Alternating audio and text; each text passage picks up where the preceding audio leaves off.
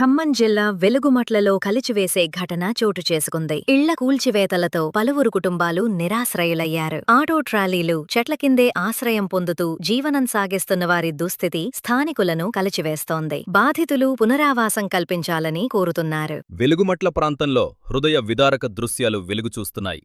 నివాస గృహాల కూల్చివేతల నేపథ్యంలో పలువురు కుటుంబాలు నిరాశ్రయులుగా మారినట్టు స్థానికులు వాపోతున్నారు. ప్రభుత్వ చర్యల కారణంగా తమ ఇండ్లు కూల్చివేయబడ్డాయని బాధితులు ఆరోపిస్తున్నారు. ఇళ్లను కోల్పోయిన కుటుంబాలు ప్రస్తుతం ఆటో ట్రాలీల్లో చెట్ల కింద తాత్కాలిక నివాసం ఏర్పరుచుకుని జీవనం సాగిస్తున్నాయి. చిన్నారులు, వృద్ధులు తీవ్ర ఇబ్బందులు పడుతున్నట్టు సమాచారం. తాగునీరు, ఆహారం, విద్యుత్ వంటి మౌలిక సదుపాయాల లేమితో బాధితులు కష్టాలను ఎదుర్కొంటున్నారు. మాకు ముందస్తు నోటీసులివ్వకుండా ఇల్లు కూల్చివేశారు. ఇప్పుడు మాకు వెళ్లడానికి ఎక్కడా స్థలం లేదు అని బాధితులు ఆవేదన వ్యక్తం చేస్తున్నారు. తమకు తక్షణ సహాయమందించి పునరావాసం కల్పించాలని వారు ప్రభుత్వాన్ని కోరుతున్నారు.